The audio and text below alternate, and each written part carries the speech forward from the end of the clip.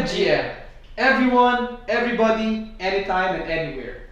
Welcome to the chain. And now you're tuned in into DevChain Diaries, the show where we decode Web3 in a one step, one trend, one question, and what the heck is happening right now. So in today's episode, we're rolling back into the ground zero because, Paolo, let's be honest, people will talk about Web3 but still processes the Web 2. Yeah, that's right, Brennan. And to help us navigate and answer these curiosities in our mind, we've got a great guest. He is from the Davao DeFi community, a community in which they educate and they empower people and students to use blockchain and Web3 communities. And the man who's ready to rewrite the ways Pinoy see the internet, Sir Ruben Lacumba, is CEO and Web3 visionary. Round of applause, please. Morning, sir. Morning, sir. Yes, Afternoon. GM, everyone. So thank you so much. I'm very excited on this first podcast, of course, with you guys. GM to everyone, to all our viewers. So yep, let's get started. So, to start this podcast, sir, may isang question po kami. Like, pinaka-prominent na question to the tech world. What is Web3, sir?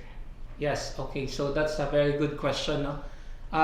Most of the time, Web3 as an info, we basically like correlate it as the industry itself. So Web3 encompasses basically the whole industry that revolves about some of the components like blockchain, and of course some of the narratives like DeFi, decentralized finance, and of course NFT or non-fungible token. There are a lot also popping out like regenerative finance, and also there are also RWA, what we call real world asset. So as a whole, blockchain as an infrastructure plus all those narratives equates as a whole industry. We called it Web3. Okay. So, we've done our research, sir. So, we've know, sir, that there is Web 1 and Web 2, sir. And right now, they consider that we are in Web 3, sir. So, like, can you answer, like, emphasize and siguro, sir, give your narrative about the differences between Web 1 to Web 3, sir? Okay. So, if we try to look back, everything really happens on the onset of internet. I mean, most of our innovation now are really happening because of the revolutionary internet. And during the early days of the internet, we really started like, I can still remember during my early days, it's somehow like a privilege to get an internet, and most of everyone doesn't really care about the internet. So on the early days, most are really populated by most of the major adapter. And one of the first set which we could correlate as a Web 1, where most of the informations are statically projected on the web. So there's no much really more interaction, more on like we can find encyclopedia, information, news, narrative, everything can be viewed in the internet. But of course, this is really the first onset, what we call the public network, equivalent to internet. Then as the time progressed, of course, there are a lot of very bright minds in the industry. So everyone innovates and propagates, and eventually we found ourselves into what we call web applications, or what we call the standard of HTTP. And during that time, there is really a lot of what we call innovation, and there's an explosion of different what we call use case for web applications, such as, of course, number one, I think everyone would agree, social media. One of the largest social media we have now, of course, Facebook, X, Twitter, previously, X, previously Twitter, then of course Instagram and other aspects. Then there's also a proliferation of e-commerce. So Lazada, Shopee, and everything, we can basically shop online.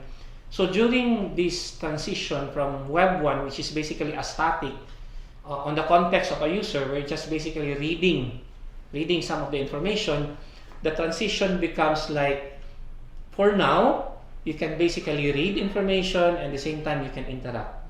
So there's an option of like be able to read, write, and interact in the same time. Like for example, when you try to post informations, anyone on the web can interact on it, and even you can reply, give information. So there's somehow like a dynamic exchange of information already.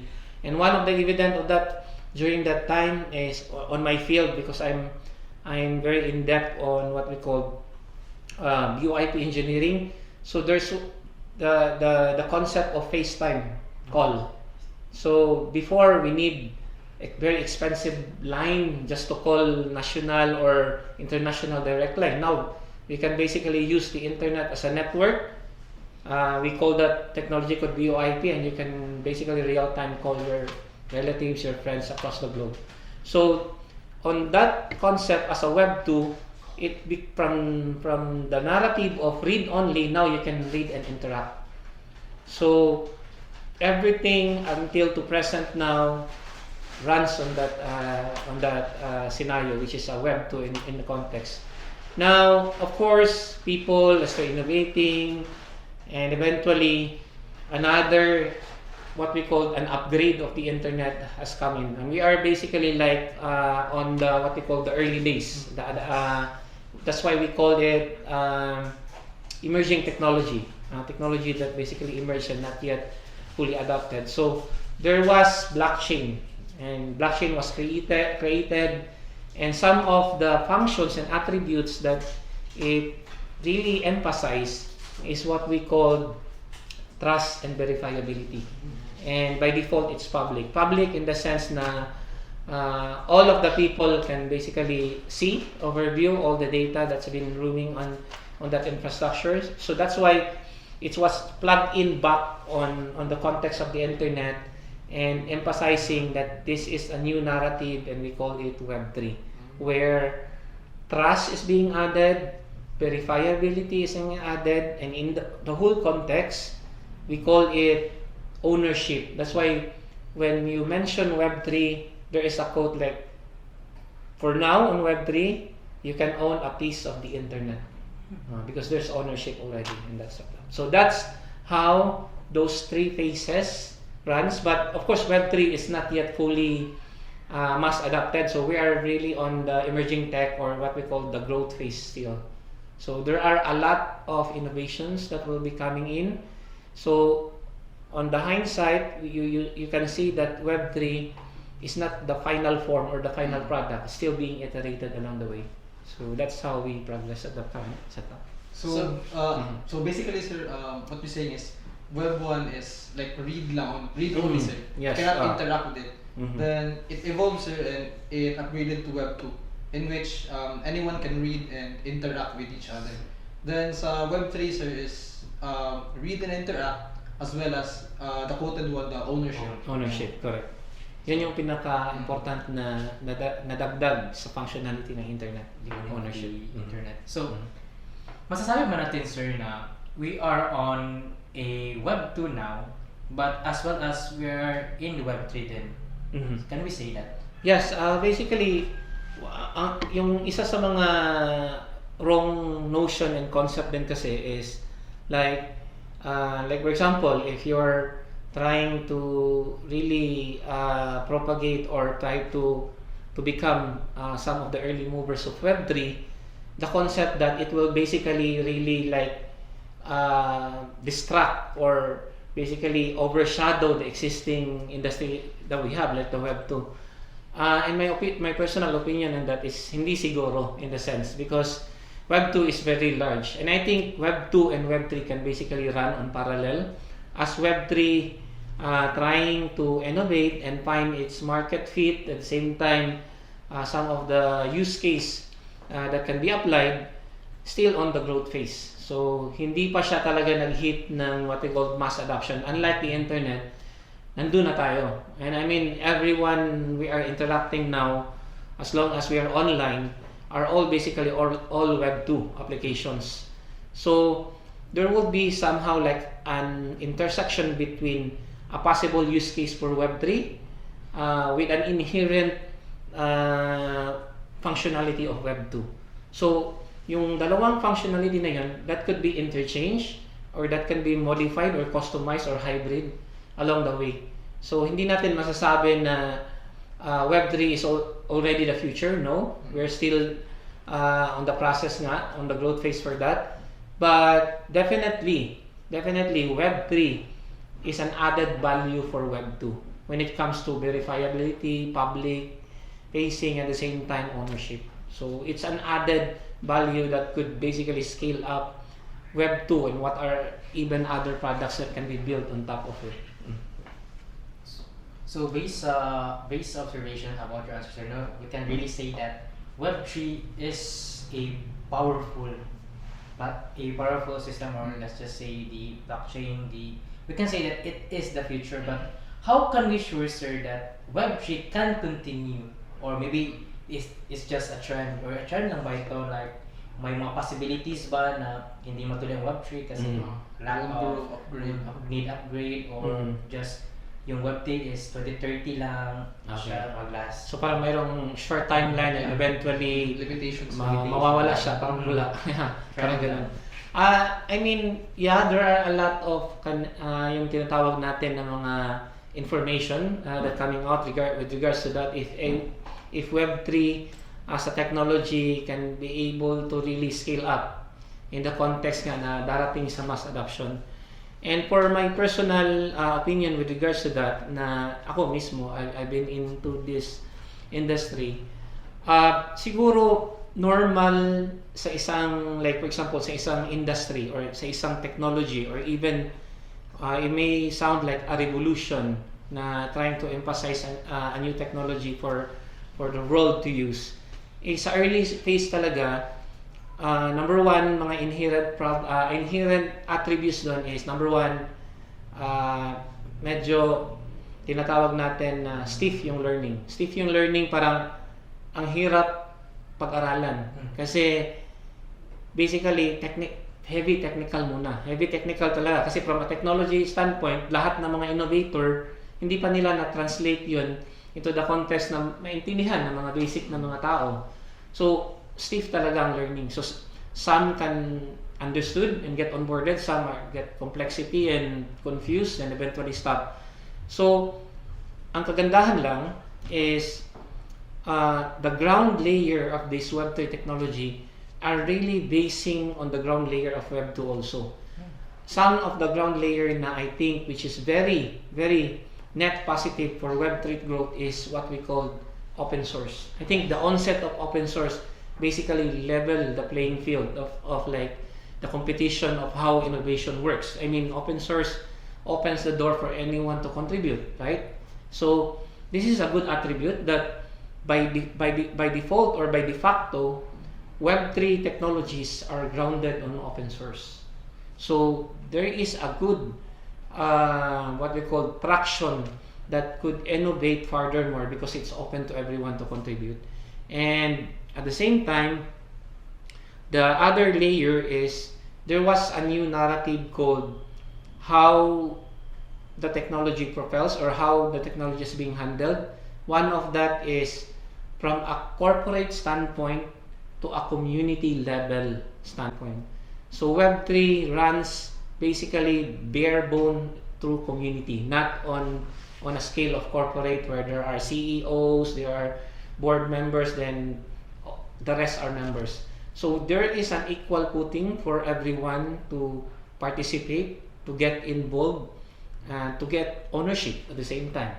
Because it's not like, for example, magbibigay ko ng example, like Ethereum, one of the largest public blockchain, general public blockchain now, when Vitalik, which is the founder of that, created Ethereum, the concept is really to expand Bitcoin as a blockchain so it can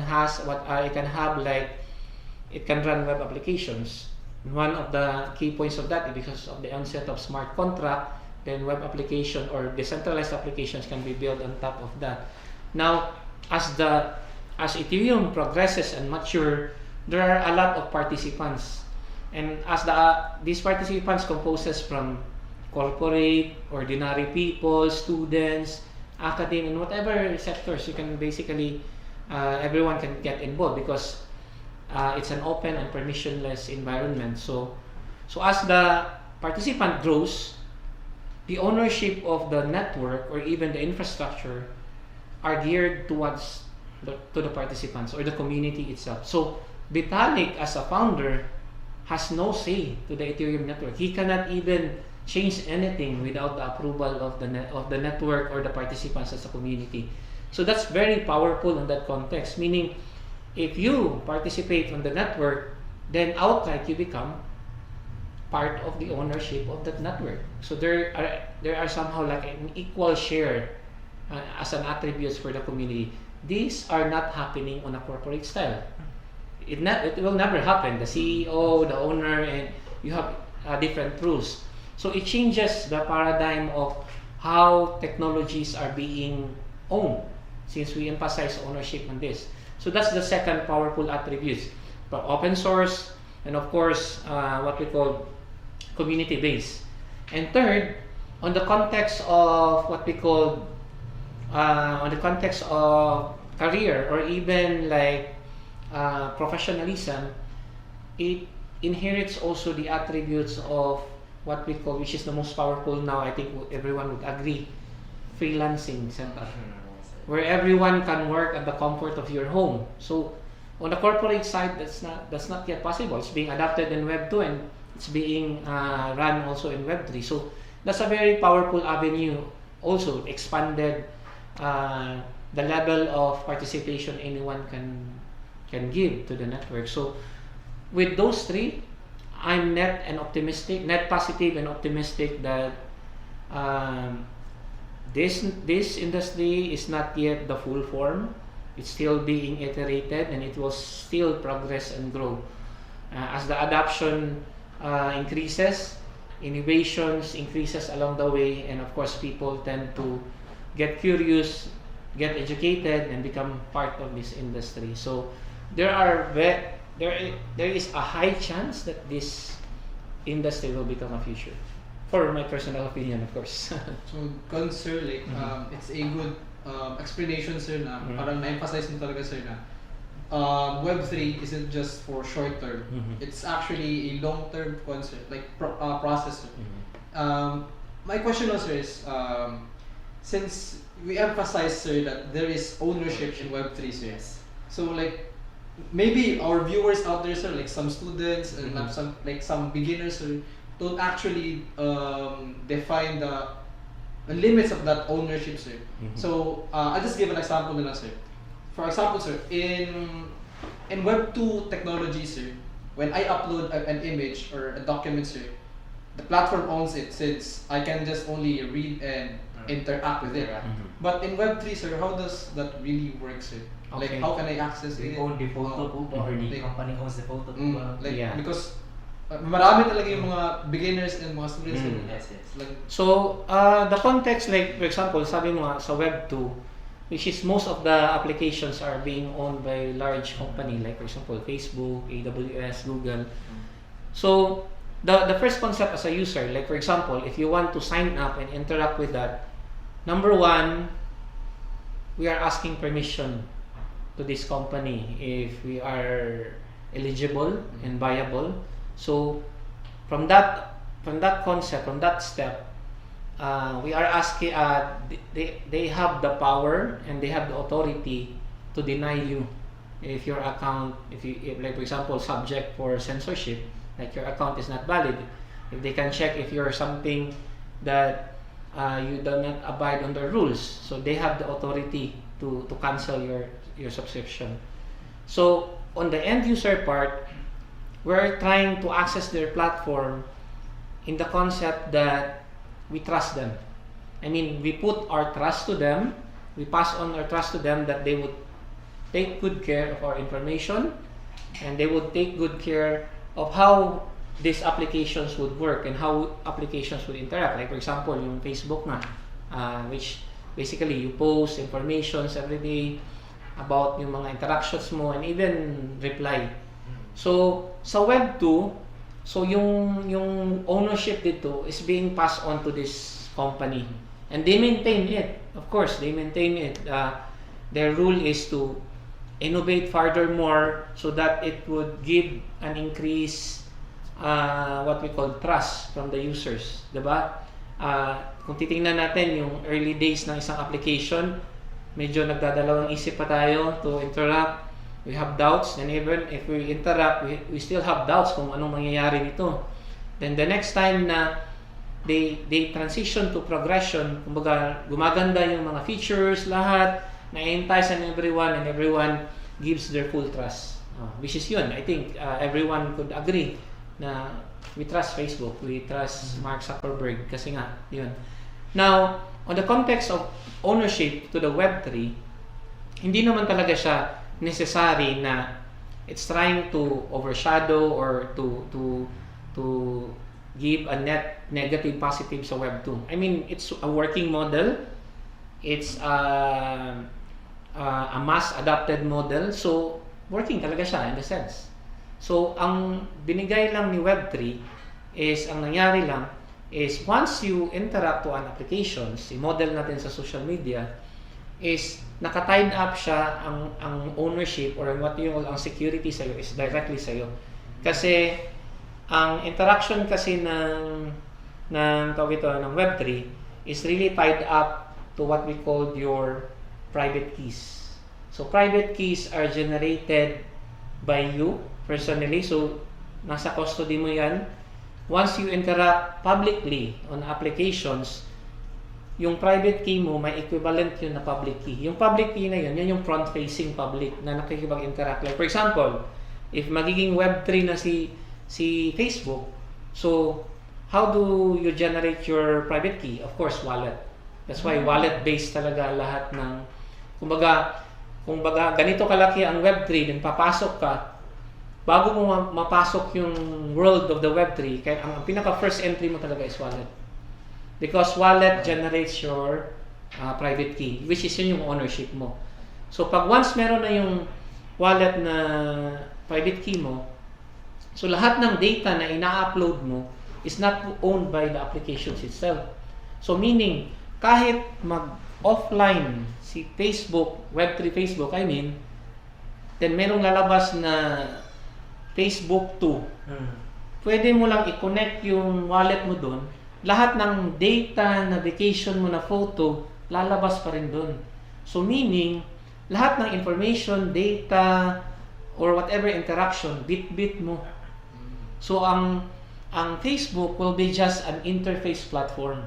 So there could be a Facebook 1, 2, 3, 4, and I can plug in my wallet, it will display all my information. At the Web 2 level ngayon, yung information, data, and mga vacation photo mo, you cannot bring it on another social applications, right? You need permission or even, ang hirap, di ba? Pero yun, yung dahil sa private key and sa wallet mo, bit mo kahit anong application. So, it implies na agnostic siya on the level of web applications kasi yung data, bit mo. So, in case mag-down yan si Facebook, kung merong Facebook 2, i-plug mo lang, restored ulit. Kung nag-down yung Web 2 naman, you're at the mercy of Facebook kung kailan nila mapapa-uptime yan before you can retrieve your information and data kasi infrastructure level wise, application wise, lahat custody nila. Sa Web3 naman, ang custody is nasa iyo. So yun yung magiging parang setup. The responsibility and ownership comes to the users. So sa yung platform na web applications na interact mo, para siyang magiging non-custodial. Hindi siya magko-custody ng information and data. So yan, with that feature, is very powerful as an added avenue for user to interact in the internet. So, quick question lang sir, you've mentioned about the wallet. So, as sa ating mga viewers, dyan baka may confusion, what really is a wallet? Like, is it to store money, the information, or anything? Okay. So, ang tawag ito, kaya nag-create ng wallet, of course, ang pinaka-first kasi na the first what we call use case talaga ng blockchain, whether we like it or not, is cryptocurrency, yung digitalization. I think hindi lang siguro nag-grasp ng mga tao and they have a wrong concept on it, pero that's a very powerful also. Creating an asset which is fully digital. So, di ba? Meaning, magiging native siya sa internet kasi digital talaga siya. It's not like making like meron kang 1,000 pesos, then you convert it into a digital form. That's a big difference compared to a native digital asset. So, during that time, on how you custody, so ang pinaka-concept on how you custody the ownership is basically through wallet. Kaya wallet-based siya. Pero, it does not mean na if you have a wallet, it's implied na asset, digital asset lang yun. It can be an information asset, it can be an identity asset, or any data informations that basically needs private key for signing and proving that you are the ownership of it. So, ngayon, it's really focused on digital but it's already expanding kasi yun nga, ginagamit na siya sa verifiable credentials, ginagamit na siya sa identity layer. So, meaning, yung wallet na yun will basically store all your information, including the private key. So, this applies to everything that we are doing. The same with Web 2. Sa Web 2 kasi, ang nangyayari natin is non-custodial lang tayo. We sign in with our Gmail, pero hindi sa atin, nandun sa Google. Naka-line up sa kanila. Sa atin naman dito, since binigay yung responsibility of ownership, we need to have a platform on our end na siya yung magko-custody na information, data, and everything that we are doing or interacting. So yun nga, it gives ownership but it asks for it gives an ownership and it asks for great responsibility sa yung ownership na nandoon na belong yung wallet. So let's talk about freedom, sir. So, di ba, like you mentioned, sir, that you really you have ownership at Web3, sir. So in some cases in Web2 kasi, sir, kahit ako, sir, I experienced na ma-hack, sir, or like ma-scam, sir. So does that also apply in Web3, sir? And if so, sir, is it possible, sir? Like how do we like resolve that, sir? Okay. With regards like sa yung tinatawag natin na freedom, then some of the issues yung mga scam, yung mga actually kung i-frame natin sa trajectory ng, like for example, let's try to compare it. Dalawa yung sample ko dito eh. First, yung Web3 kasi as being built now has a very close resemblance and similarities on how the internet grows, coming from what we call an emerging technology, then eventually growth phase, then until now na-adapt na siya fully. Parang meron tayong close resemblance on how Web3 runs. Emerging technology pa tayo ngayon. So, kung titingnan mo yung internet on the early days, ang dami ding proliferation ng mga scam. Actually, nagsimula din, ang dami. Actually, normal talaga sa evolution ng tech na pag ni-create mo yung tech na yun, the way to fortify that tech is kailangan ma-test talaga siya. Yung meron tinatawag natin yun, hard test talaga. And one of the setup of like fortifying your tech is ma-test siya from top to bottom level. So ang daming normal yan na maraming mga errors, mga bugs, mga loopholes na everyone can basically interact. Pero ang kagandahan lang, which is it will still boils down sa concept na open source, where everyone is seeing, contributing, and iterating. So yun, dahan-dahan din na nale-level out niya yung mga security vulnerabilities, yung mga vector of attack, yung mga on the code level. Marami ding mga platform na pwedeng gawin that would basically harm yung mga asset natin. So yun, nakikita yun, and everyone are contributing. So hindi siya static yung innovation, dynamic siya. So nag-i-improve along the time. So I would say na yung mga problem that arises way back 2022 with regards to blockchain are already fixed now. And the problem that are arising now are the new ones that being iterated then. So yun yung kagandahan, yung progression niya na still trying to level up in the context na for, of course, na yung technology can be usable, safe, and available to everyone. Actually, pwede ko din siya makorelate kung titingnan mo nga, it's a great reference din.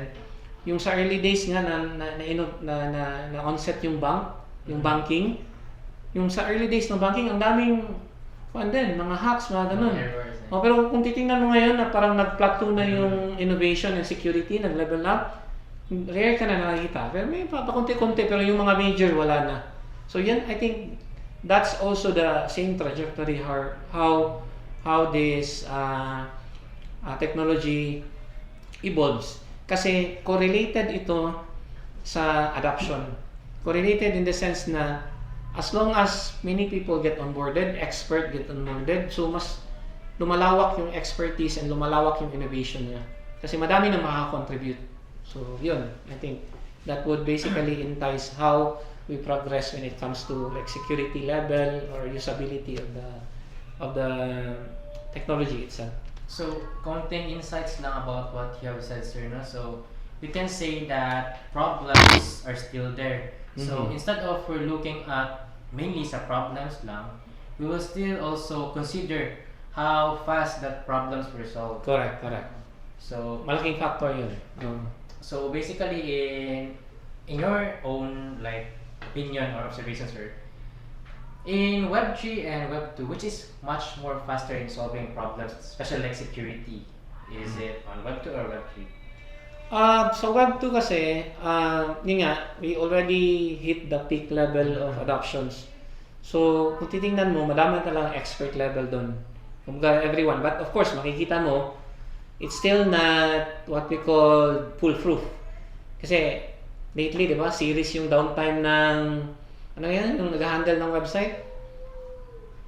Yung Nakalimutan ko yung term eh. But basically, merong mga series of downtime kaya nag-offline si Canva, nag-offline si... Cloudflare, sir. Cloudflare, yes. So kung titingnan mo sa context, Cloudflare is a very large applications already. Ang daming expert niyan. Pero of course, it's still not foolproof. hawak lahat. Pero at least may progression pa rin. It's the same thing happening on Web3. Actually, mas accelerated pa sa Web3 kasi nga nasa early phase pa siya. So kung titingnan mo yung ratio of level of expertise na nasa Web2 and Web3, of course, siguro ang laki ng ratio gap nila. So that's why Web3 are very active on promoting, asking builders to come in. Kasi nga, it's trying to fortify the technology itself for, of course, for security level functions. So when it comes to speed,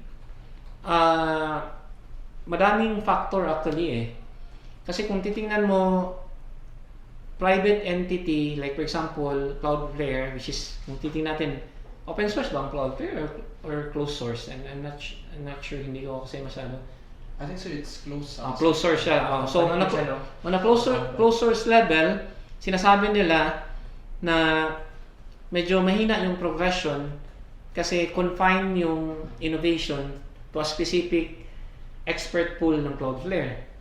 Pero meron ding argument that na since naka-concentrate yung expert level nila, they can basically execute agad-agad.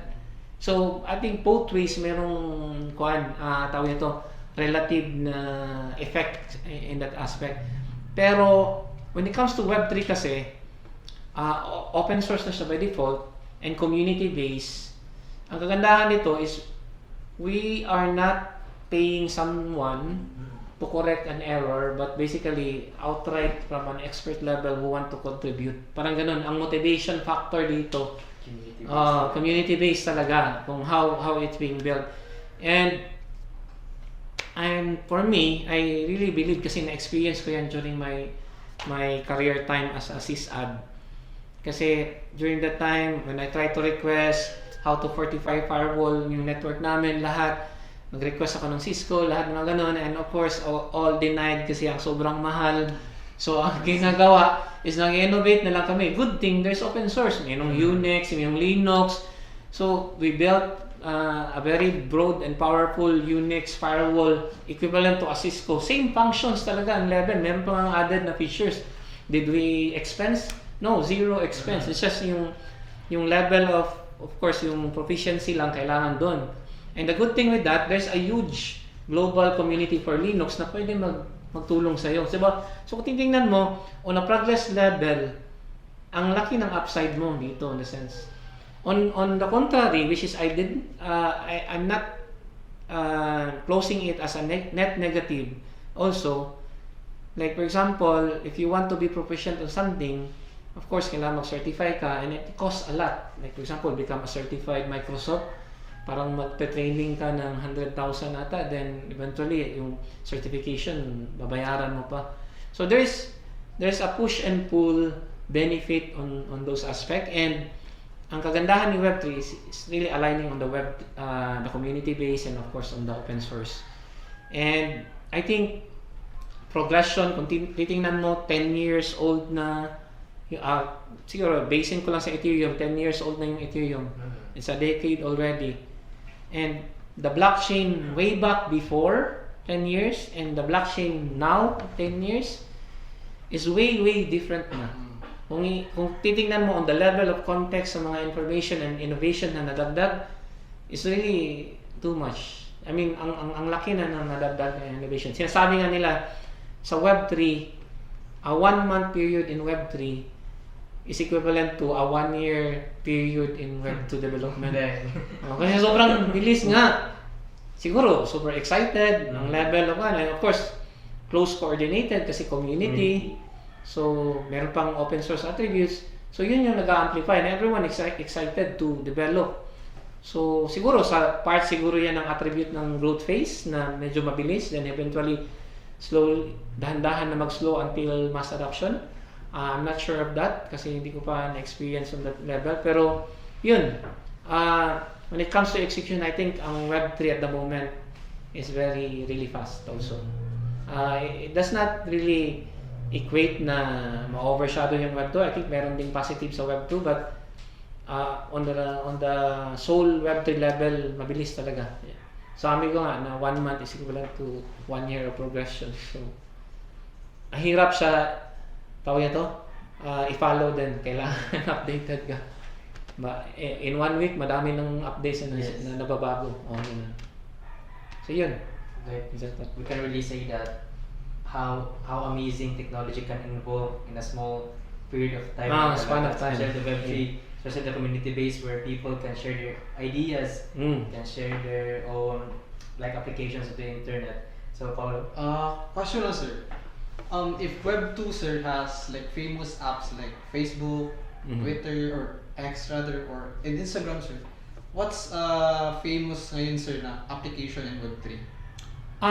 Okay, so yun nga, I think actually merong narrative ang Web3 ngayon when it comes to social. Ang tinatawag namin doon is social FI. We call it social finance. Kasi kung titingnan natin, like for example, on a Web2 level, Facebook is $1 billion company already. And as a normal user, paano kaya to sila naging $1 billion user? Wala naman silang product. Kung sila binibenta mga stock toys or what. Then, ang laki ng ini-income nila. Then, they're giving the product for free.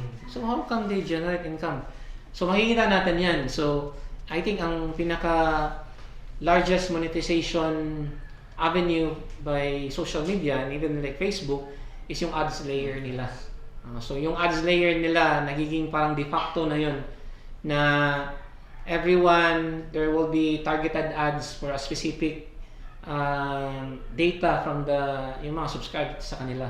Like for example, yung mga mahilig sa bag, mahilig sa vacation, so they can basically infuse it. Algorithm nga ginagamit nila dyan.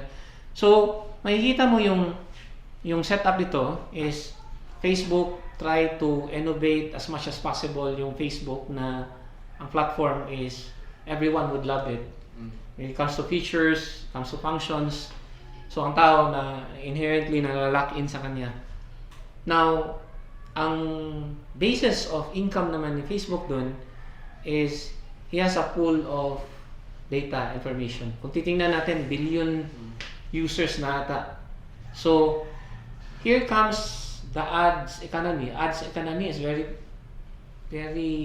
malaking market in the sense. Titingnan namin na way back during my elementary days, kwan pa lang, ang old days on how to make ad is gagawa ka ng malalaking billboard. So ipa-paint yun, manual pa yung painting, hindi ba yung tarpaulin na printed lang by printer. So yun, doon nakasettle. Of course, yung mga TV advertisement, titingnan mo. Ngayon, kasi nga, to the innovation of Facebook na pool niya lahat ng tao. So, and of course, tao, as the sense, is siya yung target market ng ads. And ang kagandahan pa is Facebook can basically leverage the data information without asking permission from its user. So makikita mo doon lahat. Like, kung titingnan mo ngayon, kasi pumasok yung AI, mas na-amplify pa yun, kaya na i-describe on-chain kung ano talaga ang profiling ko, kung ano yung healing ko, ano yung ayaw ko, then ano yung frequently ginagawa ko. So mapo-profile talaga, in a sense. Pag na-profile ka, that's a very powerful tool para sa ads. Kasi pwede sila mag-inject ng mga information doon that would basically trigger you to buy, to sell, or to interact. So, kaya meron yung malalaking incentives na naka-attach dyan. And how value are being transferred from the ads layer, which is a very large market, directly to the corporate who handles the applications, which is basically Facebook. So, kaya billion yung ini-income. Now, I will ask you personally, mag-browse ka ng Facebook for whole day, may nakikita ka bang incentive something na nagpapanan sa'yo or what? Wala. So, wala, di ba? By default, wala. Pero of course, Facebook trying to innovate, gumagawa siya ng tinatawag ng mga content. Kaya yung mga content creator, sila yung napapanel. But of course, there's still a level of, wag tawag ito na progression. Hindi siya level playing field na everyone. Kung titingnan mo, everyone is contributing data and information. Hindi lang yung mga content creator. So, merong imbalance in the sense. Then, here comes Web3. So, yung platform mo, social media, ngayon, ang ownership is nandun na sa user. Now, here comes a large ad industry na $1 billion. Gusto siya pa pumasok sa social media. Sino yung kakausapin niya? Kasi yung platform na yun nasa Web3, walang, even though, like for example, ikaw yung developer, pero kakausapin ka niya, pero wala kang inherent power to distribute value sa user kasi nga hindi mo hawak yung ownership ng mga data ng lahat ng mga participants. So the only thing that this ad market can do is directly and communicate to the users.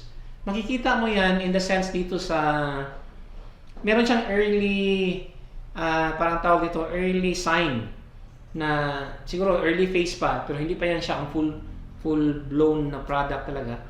Titingnan mo si Brave, sample natin. Si Brave is really a Web3 product. Si Brave, pag kukuha ka ng browser ni Brave, he always required you to create wallet. Makikita mo yan, create wallet. Kasi nga, yung wallet will encompass as ownership. So, meron siyang function dun na you can block fully the ads and you can enable an ads. So, kaya meron siyang wallet kasi yung wallet na yan is doon magpa-funnel yung incentives ng ad layer. Like for example, I'm Coca-Cola. Then, gusto ko mag-ads layer doon sa Brave. Then, nakita ko yung user. For example, ikaw. So, sir, would you be willing na ipapalabas yung Coca-Cola na ads while you're browsing? And I'll give you incentives directly from your wallet. So, yun yung may setup. Kasi, ikaw yung may authority ngayon to allow and not to allow. Hindi yung platform. Kasi sa'yo yung ownership. So, yun yung mangyayari. So, sa Web3, it will level the playing field of transferring value. Kasi hindi na siya, yung value, hindi na centered dun sa isang entity, kundi distributed na sa lahat ng user. And it's customizable kasi merong user na ayaw, merong user na gusto. So kung yung may gusto, will add value. Yung wala, of course, may privacy siya, pero wala siyang value. So yun yung kagandahan ng Web3, like for example, example of valuing, kasi meron na siyang tinatawag na programmability. Pwede mo siya ma-program according to possible use case. So, last question, sir, for this segment. So, like, you've mentioned, sir, that Web3, sir, since Web2 has transitioned to Web3, sir, it really requires technical knowledge, sir. So I'm sure, sir, that somebody or anybody there, our viewers, sir, is a beginner, sir. So what can you say, sir? Like, saan sila pwedeng mag-start, or like how can they really navigate into the Web3 space? Okay, so yun nga, I mentioned, isa sa mga challenges sa Web3 is yung stiff, yung technical. Pero the good thing with that is yun nga, sabi, it's a community base. So kung makikita mo yung progression from the early days of the blockchain and Web3 and papunta ngayon, is the industry is really trying hard na tinatawag natin na to put those complexity out from the hindsight of every user. Kung titingnan natin nung una, yung wallet na default talaga, yung de facto wallet, is very hard. You need to save your own keys, yung seed phrase natin, i-input mo yun, then if mawala mo yun, then it's your loss. Wala kang mabe-blame. So everyone is like parang matatakot, oh my goodness. So parang ang point of failure ngayon is sa akin na, and whole responsibility sa akin na. So parang fun siya. Nakaka-ignite ng anxiety for everyone, ganun. Kasi, di ba dati na, si Google na bahala dyan, so relax lang tayo, parang ganun. Ngayon, I have the full responsibility. Pero yun yung early days. Ngayon, kung titingnan mo, yung wallet ngayon has a progression already. Yung wallet ngayon, meron ng tinatawag na smart wallet. So, it has an options na hindi mo na kailangan i-custody yung mga seed phrase na which is basically very daunting, ang hirap i-save, and ang daming character, parang ganun. So you can even log into wallet using your Gmail account. So yun yung smart wallet pina-functions na niya. So merong tinatawag na layer of abstraction, removing the complexity in front so that as much as possible, yung user ng Web2, which is yung nakagawian na niya, will be the same environment, pero at the back end, it's basically a Web3 mechanism working on the back end. So, ginagawa yun on the wallet level, ginagawa yun on the application level, ginagawa yun on the infra level. So, nangyayari yun siya. Ang goal talaga, of course, I think it makes sense kasi the only way to attract people na papasok sa Web3 is to make your system and infra as much as possible na hindi nagbabago. Same pa rin Web2 feels, but at the back end, it's already have a Web3 functionalities. Yung ganyan yung setup.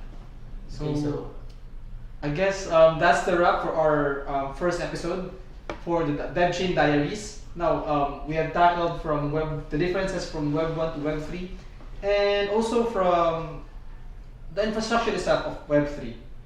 So, I think the one key takeaway for this session is that the internet is not done evolving, so neither are we.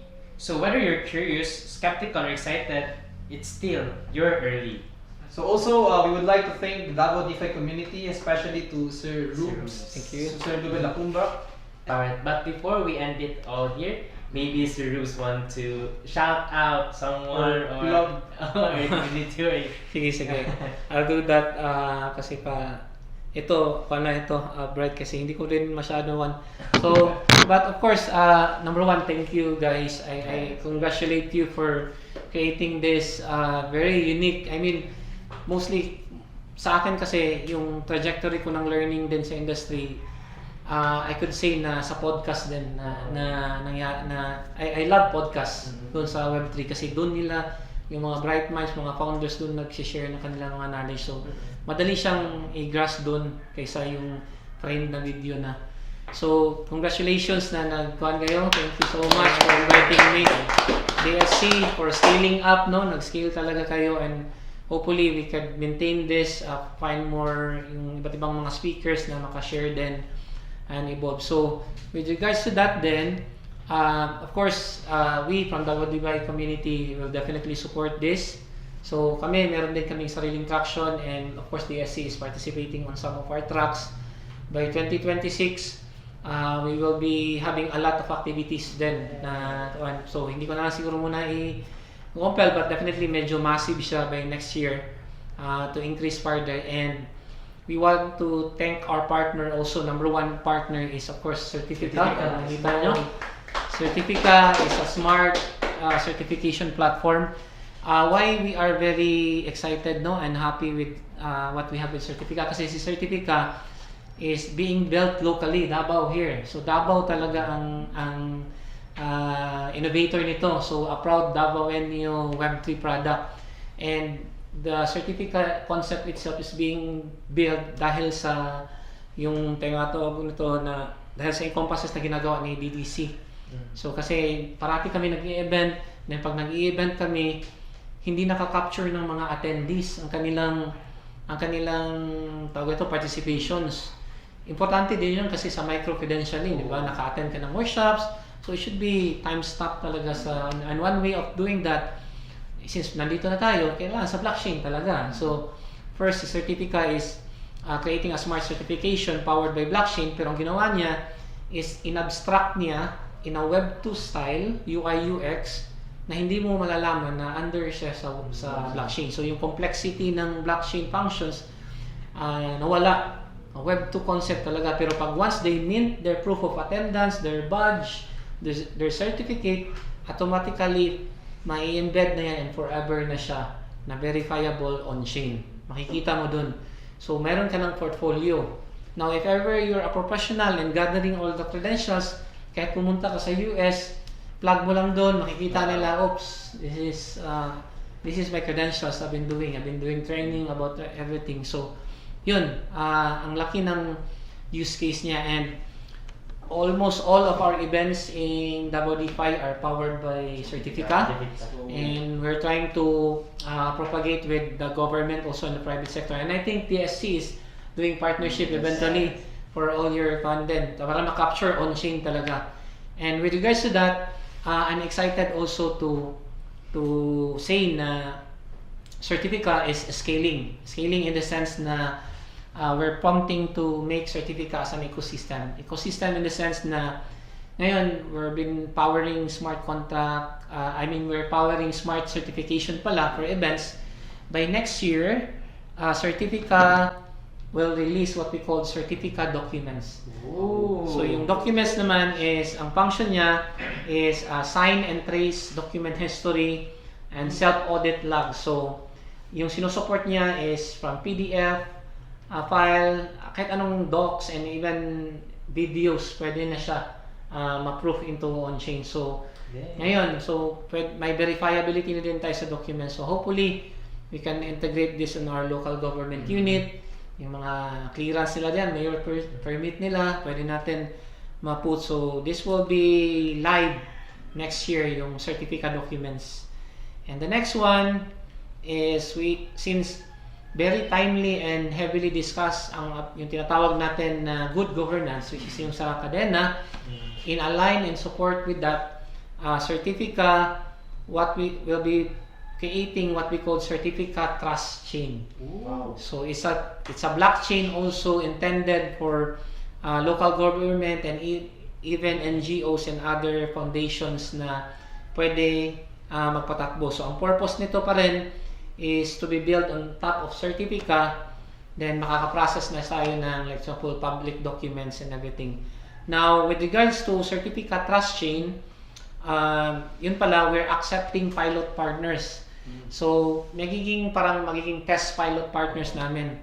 And we are doing this for free, everyone. So, okay, any private entity or local government, actually meron na kaming initial na talk kasi pumunta kami ng Butuan. Nag-event kami last week, 3 days with the ICT, yung tinatawag natin na executive briefing. So we talk about this on stage, and we able to gather some interested local government unit to implement Certifica Trust Chain. So we are on the works of that, and we're really hoping na merong ma-process ito by next year. It would be first also in the Philippines also.